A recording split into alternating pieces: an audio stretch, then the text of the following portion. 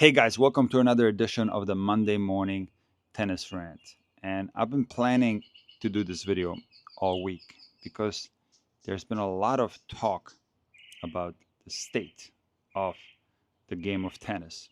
And the question I'm going to answer in today's video is whether tennis is broken and if it needs fixing. I'm going to start off with the fan experience. And in my opinion, tennis viewing has never been better. I remember the times pre-internet when I would watch in the club in Germany matches between Monica Seles and Steffi Graf, and tennis used to be broadcasted on a national channel, and they showed it quite a bit back in those days. But you only had that one channel at a specific time when you could watch tennis. In the age of the internet, it became a lot easier, and I'm gonna plug some websites that I'm not affiliated with, but huge shout out to Tennis TV.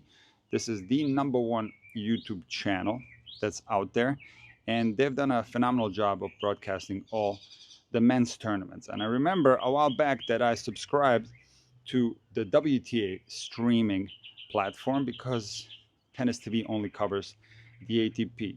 But I'm gonna do another plug for the Tennis Channel. And the viewing experience on the Tennis Channel app is so incredible, and I enjoy it so much. I pay for a yearly membership. I think it's $110 per year or something like that. And I get to watch all the WTA matches and all the ATP matches throughout the entire year. And I'm talking about all courts, even first round matches from players that you might have never heard of. You can watch it in high definition on your TV. And what I love about it the most is that often these matches don't have any commentary because I enjoy watching a match without commentary. Now, my wish is that you could have the choice of turning the commentary on or off, because I do understand that a lot of people enjoy listening to matches with commentary. So the viewing experience has gotten a lot better. But how is the quality of play? If you frequent tennis forums, whether it's Reddit, X, Instagram, or even YouTube, you're going to see comments such as tennis is going through the weakest era ever. And I disagree with this because while it is true that the level of play from the big three and the achievements that those three guys have accomplished is something that's going to be hard to match, no doubt about that. But we are blessed to have Yannick Sinner and Carlos Alcaraz at the top of the game, who are playing tennis at a phenomenal level. Now, you could say that tennis is not as versatile as it used to be, and this possibly has to do with the balls that are being used and the surfaces, and we're going to get into that later. So the tennis nostalgics, they miss the era of serve and volley, and that's most likely not going to come back unless there are huge changes in the speed of the surfaces and in the balls, and also huge changes have to be made in the development of players, and a big attention has to be put on serving and volleying, because if you don't develop serve and volley in juniors, there's absolutely no way that you all of a sudden going to start using it on the pro tour. So while I do agree that it's great to see different styles of play, and it would be nice to have faster surfaces, and the discrepancy in styles, a baseliner versus a serve and volley, are something that we got to enjoy way back in the day, and we don't get to see it as often now.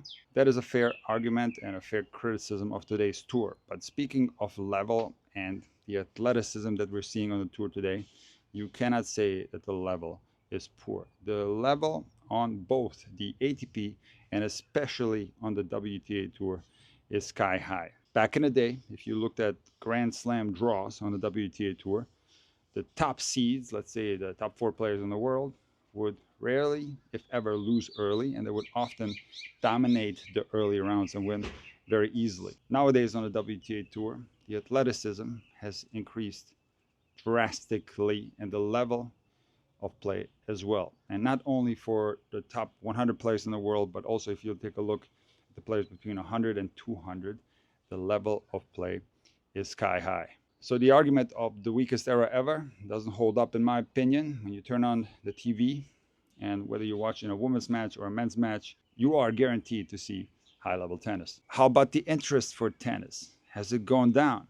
Well, if you look at attendance records that are being broken every single year, whether you're talking about Grand Slam tournaments or Masters 1000 tournaments, the interest for tennis is rising. Now, how about the interest for tennis at the club level? Are we seeing less tennis players now compared to the past? Well, in the United States, data is showing that we have more tennis players than ever before. But there is a problem with pickleball. And pickleball is not necessarily threatening tennis. But the problem in the United States is the following. Compared to other countries, we have the privilege here in the United States to have public tennis courts where you just show up. You don't have to book a court. It's first come, first serve, and you go on the court. You don't pay a dime, and you get to play tennis. Now, the interest for pickleball, at least here in Southeast Florida, where I live, is higher than the interest for tennis. So for that reason, when we're talking about a public court that's financed by the taxpayer, it makes sense that public courts are being transformed into pickleball courts, or at least that pickleball lines are being drawn on the tennis courts if pickleball is more in demand. This makes sense. And look, I've been in Florida for close to 20 years, and there is a dead zone, especially in the summer, where between 11 o'clock in the morning and 4 o'clock in the afternoon, if you drive by tennis courts, you're not going to see anyone playing because it's too hot. This is not the case for pickleball. Pickleball is being played all day long. And if you go to one of these public facilities where they have tennis courts and pickleball courts separated, which is great. By the way, I wish they would do this instead of tearing down tennis courts. I'm a tennis player, and of course I'm going to stand up for tennis. But I can honestly tell you that over the last 4 or 5 years, you can go by tennis courts and see maybe one court taken or no courts taken, and you go to the pickleball courts and it's absolutely packed with people standing in line.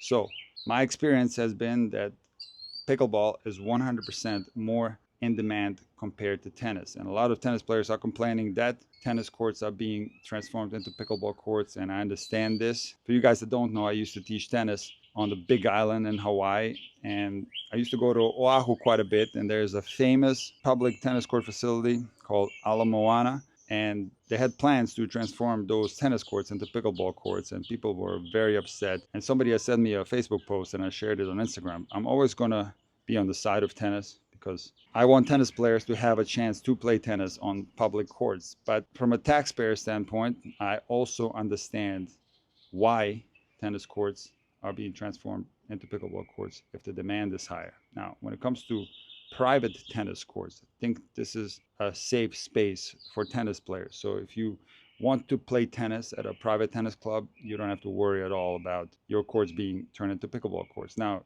you're going to have to share the facility with pickleball players possibly, and that might be annoying because pickleball has a different atmosphere. It's very loud. People are hooting and hollering. The ball makes a loud noise, and tennis players are annoyed with that. So this issue, pickleball versus tennis, goes a lot deeper, and it is a complex problem, and we'll see if there are going to be any sensible solutions for the future. But the fact is that while pickleball is rising, tennis is also rising, and we are seeing more tennis players than ever before in the United States. Now, the next topic is whether tennis is too expensive.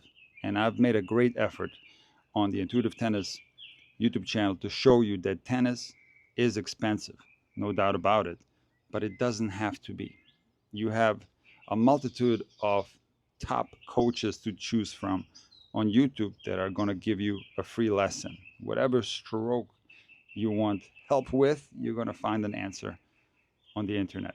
So throughout my time on the internet, I have seen so many players that came to me that never had coaching other than my videos, and it is incredible how these players learn the game. They have sound fundamentals, and a lot of them have been able to go from scratch to 3.5, or in some instances even the 4.0 level in a relatively short amount of time, simply through watching my YouTube videos. And I'm not saying that you don't need a coach if you have a problem. That's the optimal way to improve is to have the coach right next to you on the tennis court. And yes, that's going to be expensive, but you can make it very far with an online coach that's going to give you a lesson via video for absolutely $0. When it comes to equipment, it's very expensive. Rackets have gone up in price. If you restring your rackets a lot, that's going to be expensive. Tennis shoes are expensive. And not only has the quality of balls have gone down, at the same time, the price of tennis balls has gone up. So undoubtedly, you're going to spend quite a bit of money on tennis equipment. But if you're just starting out, I have made videos in the past. For example, my Walmart tennis racket video, where I grabbed a racket from Walmart for $14, and that racket is pretty good. It is for sure something that a beginner can get started with. You can buy a can of tennis balls at Walmart, another video that I made, for around $3, and you can hit the tennis courts and play. Now, how about shoes? Well, I made another video where I got the cheapest Nike shoes. I got them for $70, I believe, and these were specific shoes for tennis, Nike tennis shoes, and they were quite good. I made another video where I drove around my area here in Palm Beach County, and I showed a lot of the available public parks where you can step on a tennis court and pay $0 to play tennis. So, yes, tennis can be incredibly expensive, especially if you're playing junior tennis and you're traveling. Of course, if you're playing professional tennis, it's an absolute nightmare. We're going to touch upon that later in this video. Or even if you are a competitive recreational player, tennis for sure can get expensive. But tennis does not need to be expensive when you're starting out. And people saying that tennis is too expensive might cause some players to never get started with the game in the first place. So I'm going to link all those videos in my description. I recommend that you check them out if you want to get started with tennis, where it is 100% fact that tennis does not need to be expensive when you're starting out. Now let's shift back to the Pro Tour. And in recent times, there's been a lot of talk about tennis not being a clean sport with the positive doping cases of Jannik Sinner and Iga Swiatek. And I've made many videos about this subject, and I'm not going to go through it again. I recommend that you watch some of my other videos on Jannik Sinner and on Iga Swiatek. And it is my belief that tennis is a clean sport. You have to understand that the ATP or the WTA is by design not involved with the process of anti-doping. Players on both the ATP and the WTA Tour have to go through rigorous testing. Players, independent of their caliber, are being caught with positive doping tests. So you cannot make the argument that the superstar players are being protected. Now, are there positive doping cases in the world of tennis? 100% yes. But you have to take into account that a lot of times these are accidental doping cases. And you have to also take into account that comparing cases is something that should not be done under any circumstances, because we're talking about different substances, first of all. And we're talking about how this substance got into a player's system. And for that reason, it is unfair to compare cases. You can only compare cases when the case is exactly the same, and that's something that's very rare. Now, in the Sinner case, and I'm just going to briefly talk about this because I've talked about this a lot. If you compare the Sinner case to the Bortolotti case, it is clear that Sinner was actually treated too harshly. That's the key that you have to understand. Sinner was treated too rough. He shouldn't have gotten suspended at all. So you cannot make the argument that everyone is doped up to the gills on the professional tour. That is not true. We have a rigorous testing system. You cannot make the argument that a lot of players are testing positive, because that's not true. There are not that many players who are testing positive. So it is my belief that professional tennis, WTA and ATP, is in fact clean. And doping is not a widespread problem. Now let's shift to a big problem that a lot of players are complaining about, and that's the balls that are being used on tour and scheduling during the tournaments. And I do agree with the players. The tennis ball quality has decreased drastically since COVID. You open up a fresh can of balls nowadays and you hit hard for about half an hour. You take a look at the balls and they're going to be fluffed up like crazy. I don't remember it being like this back in the day. So when the ball is fluffed up, it's going to be a lot slower, and it is more difficult to play with a ball like that unless you have the firepower to hit through a dead ball, which according to Daniil Medvedev, only Yannick Sinner and Carlos Alcaraz can do. It doesn't matter what balls they play with, they can hit through whatever. But the slow conditions have led players like Medvedev and Tsitsipas to change their equipment and go to a more powerful racket. And this is directly related to the balls that are for sure too slow. Now, when it comes to scheduling, both for players and fans, this can be very tough. Of course, if we're watching an international tournament, for example, an Australian Open match that goes until 2 a.m., we're going to watch it at a normal time. And the same goes when you're in the United States and you're watching a French Open match that goes very late, you're going to watch it during the day.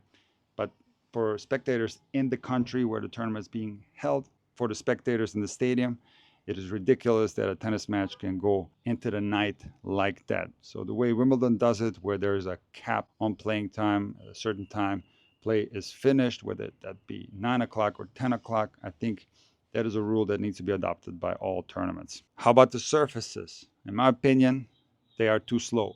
Back in the day, we used to have tournaments on carpet, an extremely fast surface. And I would like to see faster surfaces.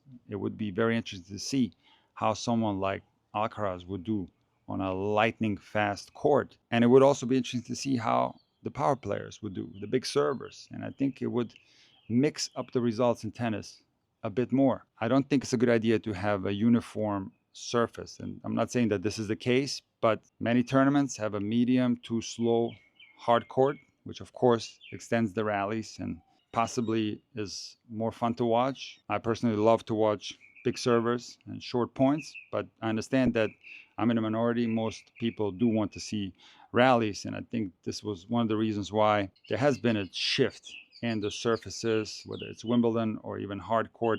That era of the big servers, matches between Sampras and Ivanisevic, some people found those matches to be boring. It's beneficial for the game of tennis to have slower surfaces and longer and more exciting rallies. But I also think it would be good for the game of tennis to mix it up a little bit and make some Masters 1000 tournaments lightning fast, and maybe at Wimbledon make the grass fast again. How about that? How cool would it be if players were forced to serve and volley on grass? I think that's what makes grass so special, the fact that you couldn't play a normal game on grass because the ball was bouncing so low. You almost had to serve and volley back in those days. That is not true anymore. So I do think there's some room for improvement when it comes to the speed of the surfaces, and a bigger variety, in my opinion, is better for the game. The next topic is whether the tennis season is too long.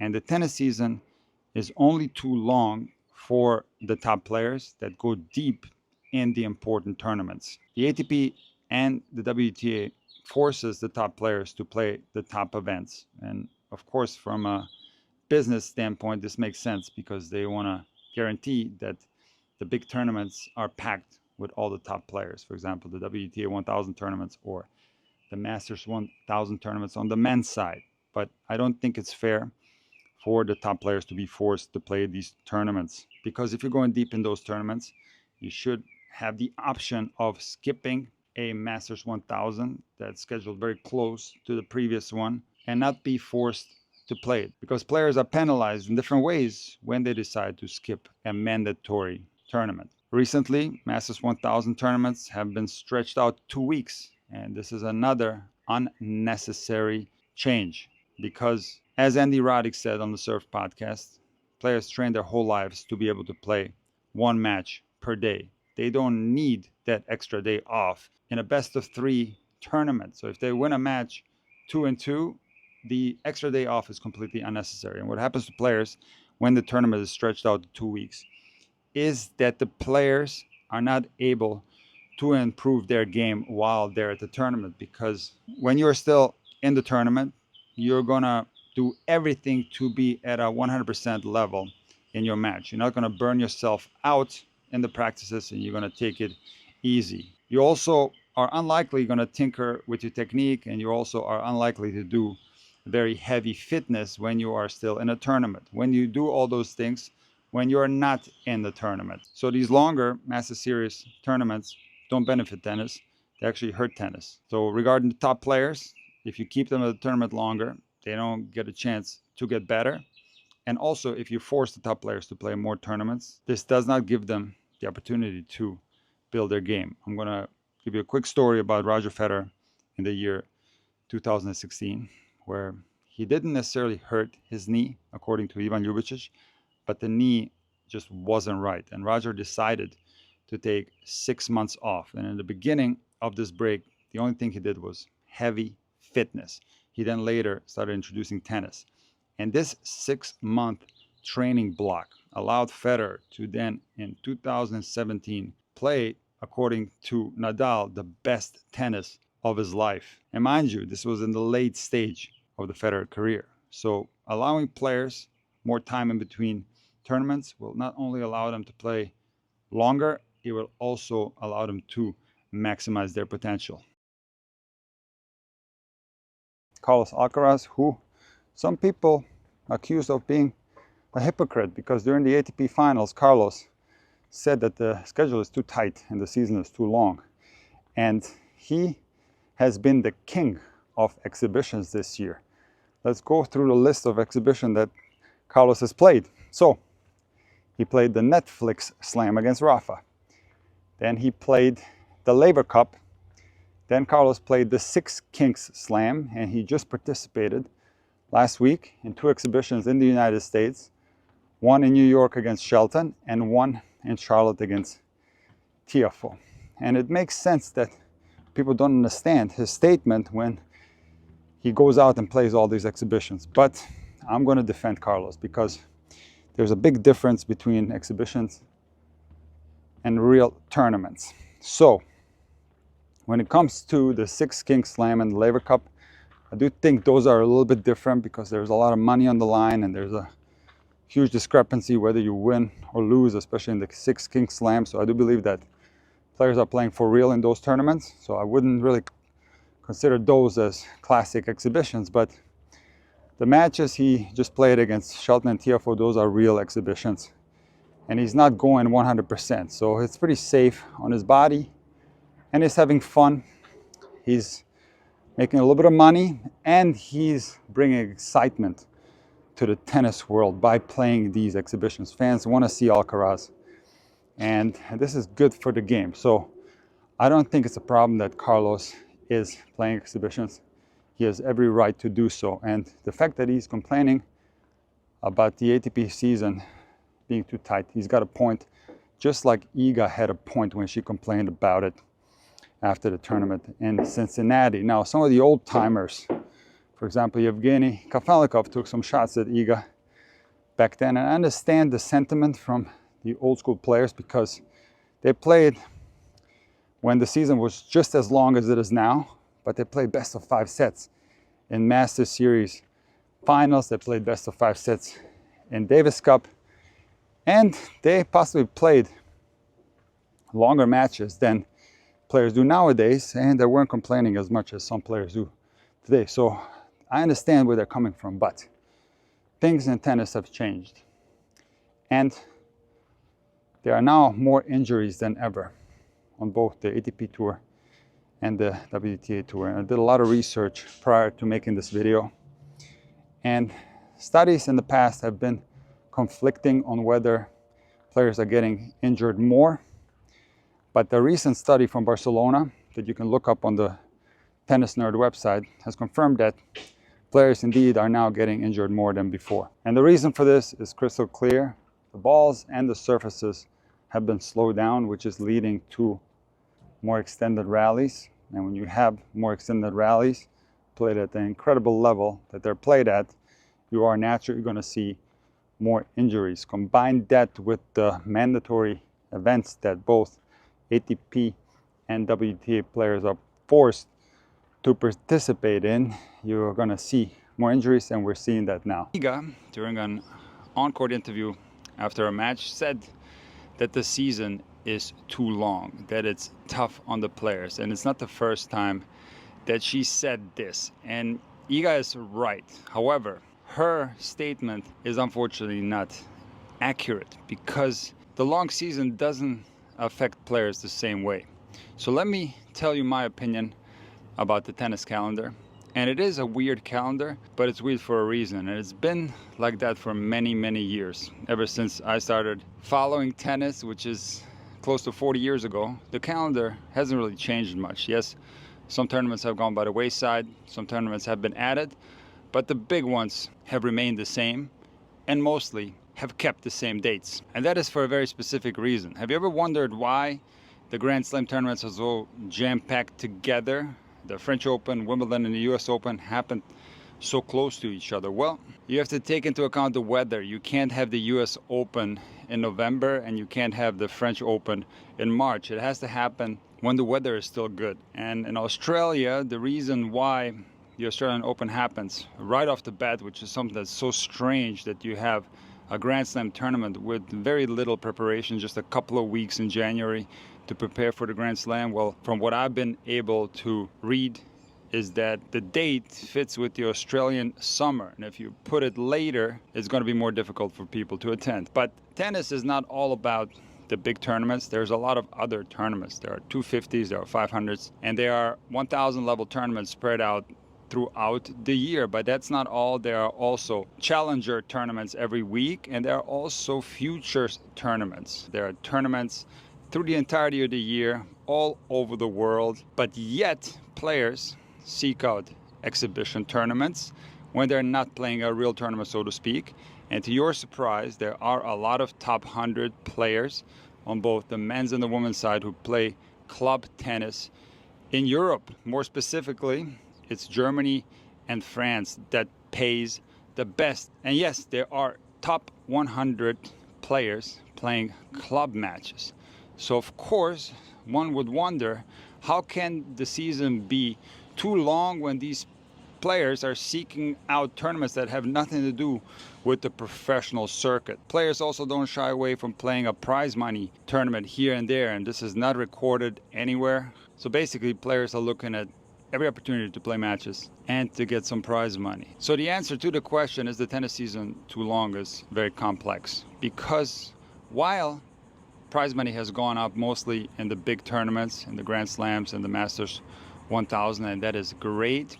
Also, inflation has gone up and it's more expensive to play professional tennis. At the same time that prize money has gone up, it is my opinion that sponsorship money has gone down. From some of the things that I've been able to read, for example, Nike will not pay players to wear their clothes unless they're top 20 in the world. This used to be different back in the day. So professional tennis players have to play tennis matches in order to make a living. So for the players that are not reaching the final stages of big tournaments, the season could not be long enough. Because one thing that's often overlooked, we have a tournament like Cincinnati. Half of the players in the draw are out after the first round. They only play one match. And these players not only are looking to make prize money, but they're also looking to build confidence. So for these type of players that are ranked lower, that are looking to build their confidence and win matches and get prize money, they need opportunities to play. However, the reason why Iga is complaining is the fact that she has to play mandatory tournaments. So the issue is really not with the tennis season. The tennis season is fine. We as fans, we want to watch tennis. We don't want to tune out after the US Open and then wait until the Australian Open. We want to watch tennis all year long. However, the mandatory tournaments, which makes sense by the way, because Master Series tournaments don't have to pay appearance fees. The players have to show up. Those are mandatory events. On the men's tour, I think Monte Carlo has an exemption, and a lot of players skip that one. But the real crux of the issue are mandatory events, and I don't think there's going to be any change, because when an event is mandatory, you don't have to pay any money for Iga to show up. She's going to show up because she has to. So the only solution to the problem of the season being too long for the top players is to get rid of the mandatory events or make the rules a little bit easier so that you can protect these top players from being injured. Last but not least, let's talk about prize money in tennis. And often there are comparisons made between professional team sports and tennis. And this is not a fair comparison regarding prize money for the following reason. Let's take the NBA as an example. In the 2022 and 23 season, there were 560 NBA players, and the minimum salary for an NBA player is $1.1 million. If we take a look at Alex Martinez, who's ranked 560 in the world, his career prize money earnings are $35,000, and his current earnings in the 2025 season are $1,200. And this player is ranked 560 in the world. And this is a huge problem for the game of tennis. But you have to take into consideration that it's unfair to compare a professional team sport to tennis because tennis players are competing in tournaments, and each tournament distributes the prize money. Of course, in the NBA, it's the team that provides the salary to the players.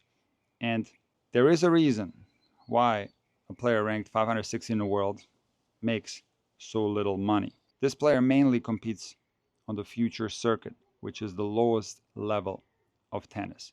So if you were to compare the NBA salary of the 560th player, which is $1.1 million, to the 560th ranked tennis player, it's not a fair comparison, because if you combine all the players in the NBA who get very few minutes per game, maybe they average a minute or two per game, and if you put them all together in a team, that would be a fair comparison, because even the player that plays for 1 minute, he's part of a team that has superstar players, and people are going to watch the team. People are not necessarily going to show as much interest if all the players that only get 1 to 2 minutes per game play on a team. This team would get, of course, far less interest compared to the teams that are loaded with superstars. And you can compare this to the game of tennis. Of course, there is going to be less interest to watch players who are competing on the future circuit. I'm not saying that there's no interest. If you go to a futures tournament, you're going to see people in the stands, but it's nothing compared to the crowds that you see at the top level. So life on the future circuit is absolutely brutal. And Emma Burgic, who you might know from my channel, is currently competing on the ITF future circuit. And just to show you how rough of a life that is, Emma has been playing really well recently. She went to the Dominican Republic and played a $40,000 ITF tournament. She made it through the qualies. She won her first round and lost in the round of 16 to Stacy Fung, who is ranked 275 in the world. Emma played well and got the second set into a tiebreak. But she lost, and she gets to take home a whopping $598. Now, mind you, this tournament is in the Dominican Republic, and Emma lives here in Florida. So she played extremely well, won 3 matches, but she for sure lost money. If you take a look at the prize money distribution for this specific tournament, unless you win the whole thing or possibly make the final, you will either break even, maybe if you're in the semis, but you will for sure lose money if you lose earlier than that. And imagine doing that for an entire year. So playing tennis at this level is an investment, because these players are trying to make it through the higher levels where you get paid a lot more. And many players get left behind because they either can't afford to continue to play, or they just simply lack something to make it to the very top. And life on the future circuit is so brutal because the prize money distribution that I just showed you is for a $40,000 tournament. Now, the lowest level of tournaments is the $15,000 tournament. And let me show you what players make when they play such a tournament. So the winner will get $2,160. The finalists will get $1,272. You get $753 if you make the semis, $438 for the quarters, $258 for the round of 16. And if you lose in the first round, you make $156. So even if you win a 15K, you are most likely breaking even if you're traveling. If that 15K is right in front of your door, you might keep some of that money. But you have to remember that when it comes to prize money, you have taxes. So players on these tours are absolutely struggling. They're not making any money. They're investing money. Now, some players are being helped by their parents.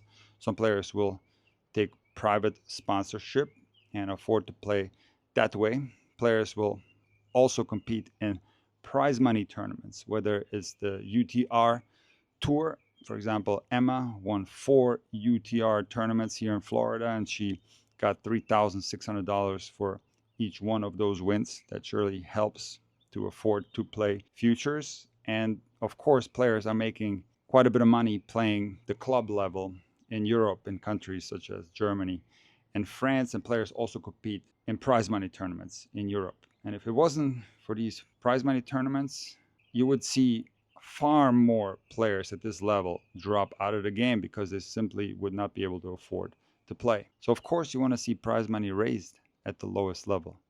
But from a business standpoint, how much can you raise the prize money? Let's just take that 15K tournament as an example. Most of the time, a tournament like this will be held at a club, and entry to the tournament is free. So they're not selling any tickets. So these tournaments survive on local sponsorship, and they just simply don't bring in that much money. I do think there's a limit to how much you can raise prize money at the lowest level, because after all, each individual tournament is a business that needs to make a profit. And there are a lot of tournaments, even at the very high level, that actually lose money by hosting a tennis tournament. So of course, you can raise the prize money a little bit at the lowest level, but I think a much better idea would be a fund for players that are stuck in these futures tour, where they get help maybe with coaching, maybe with travel, maybe with accommodations during the tournament. One thing that I don't want to see is a very talented player with chances to make it to the very top who has to quit because of the financial burden that tennis at the lower levels is accompanied with. Now let's talk about the higher levels. And you have to understand that we're dealing with 3 different bodies: the ATP, the WTA, and the ITF. So tournaments that are under the jurisdiction of the ITF are Davis Cup, Fed Cup, the Futures Tour on the men's side, and all tournaments on the WTA, unless they are WTA tournaments, which is the highest level. So when we look at the men's side, the next step up from futures is the Challenger Tour, and the prize money has increased on the Challenger Tour. So recently there was a Challenger in Phoenix. This was the second week of Indian Wells, and let me read you the prize money distribution. So if you lose in the first round of qualies, you get $695. Second round of qualies, $1,385. And if you lose in the first round, you make $2,760. So if you're playing qualies, you are most likely losing money. But if you make it to the main draw, or maybe you can keep some of that money. Now, if you happen to go deep in a tournament like this, you do make quite a bit of money. The winner got $38,420, and the finalists got $22,650.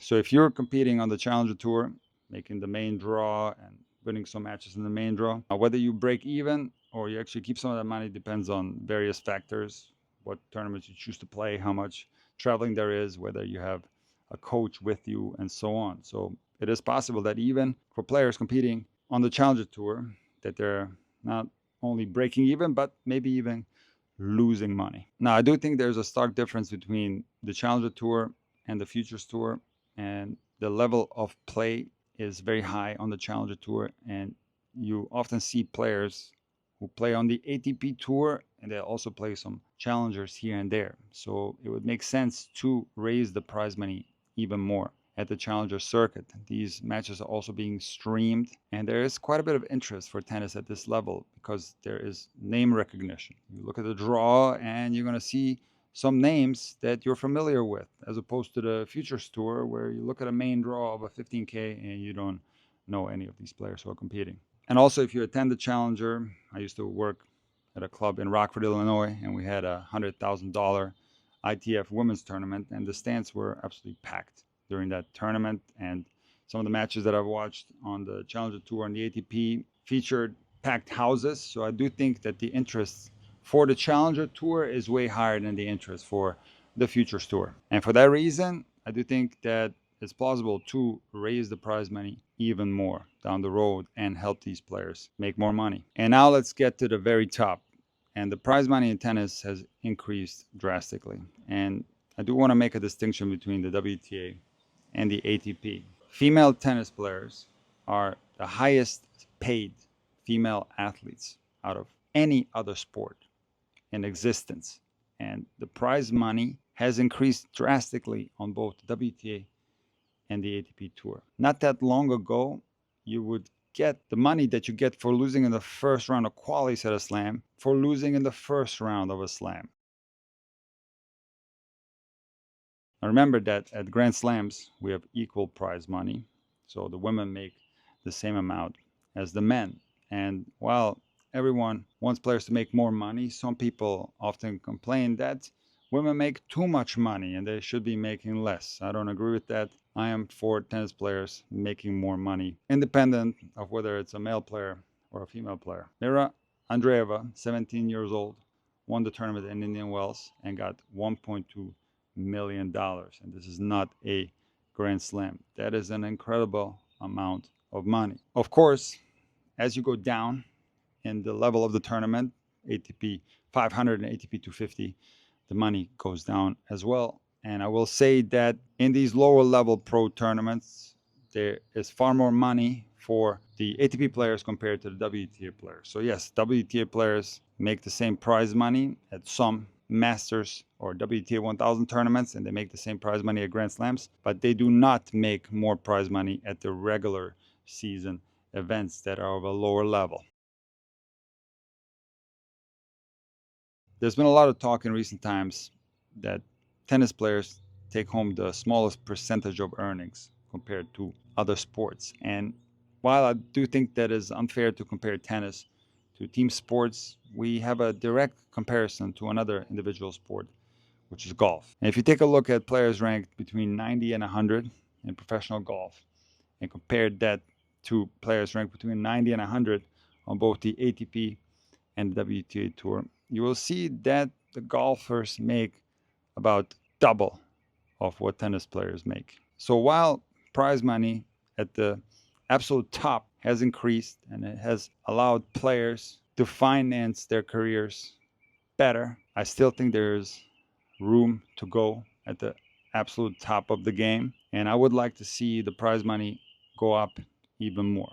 Now, when it comes to the very top of the game, I think players are making good money and they also have sponsorship opportunities. So the problem has never been at the absolute top.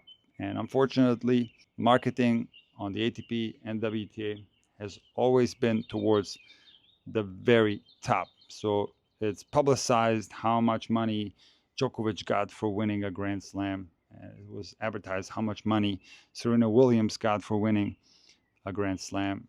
And I think this is completely unnecessary because these players already make so much money from endorsements. The fact that they got the record prize money for winning a Grand Slam, it's irrelevant. What's far more important is that prize money on the very bottom goes up. So those players that are ranked between 90 and 100 or beyond 100, these players need that money so badly, and the prize money needs to continue to rise for the first round losers because I think this can benefit tennis. Prize money in the challengers needs to go up because this can benefit tennis. I think it's going to be difficult to raise the prize money at the future circuit, and there has to be more support for those players because we want to see tennis players being able to maximize their potential. We want to see tennis players give it their all and see where they end up. We don't want players to have to quit tennis because it's too expensive. We want players to be able to build a team around them and get a physio and being able to finance a lifestyle that's going to allow them to play the best tennis. So while there have been incredible improvements in prize money, I still think there's some room to go. So the answer to the question whether tennis is broken and if it needs fixing, I find a little bit insulting. Do you think something like this can hurt tennis? Listen to this sound. This is ridiculous. Tennis is the king of all racket sports. I dedicated my entire life to the game of tennis. And yes, tennis doesn't necessarily need fixing. It needs to continue to evolve. It needs to continue to be adjusted and perfected, whether we're talking about tennis at the club level or tennis at the professional level. I'm going to leave you with a story from a country where I used to live, and that's Germany. And when I first moved to Germany, which was in 1987, tennis was booming. If you remember, in Germany we had Boris Becker, Steffi Graf, and Michael Stich, three unbelievable players. And there was such a tennis boom in this country. There were courts being built everywhere, especially indoor courts in the winter months were all over the place. Maybe Germany had more indoor courts than any other country at that specific time. But once Becker, Graf, and Stich retired, slowly but surely the interest for tennis went down a little bit. And you saw some of these indoor facilities being torn down or transformed into other businesses. So I believe that there is a correlation between a country having great players and the interest for the sport being generated by these players. However, tennis, being the king of all racket sports, will never die, and it has not died in Germany. So while it is 100% true that the overall interest for tennis in Germany is way lower than it used to be, there are possibly less courts now than there used to be, especially indoors. It is also true that tennis is still strong in the country of Germany, and there are a lot of tennis players. The DTB, Deutscher Tennisbund, the German Tennis Federation, is the largest tennis federation in the world with the most amount of members. So the sport itself is so fun to play, it will never die. I am going to play tennis until I can't anymore. And there are so many other factors that make tennis fun, whether it's the social aspect, whether it's the equipment, the racket, the strings, the clothes, the shoes. I love it. Many of you guys who follow me love it as well. I can see that you guys are passionate. So long story short, tennis is not broken. It does need a little bit of fixing, but overall is doing quite well.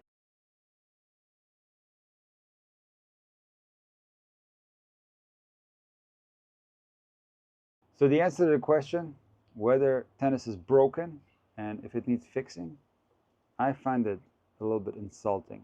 Do you think something like this can damage tennis? Listen to this. Tennis is the king of all.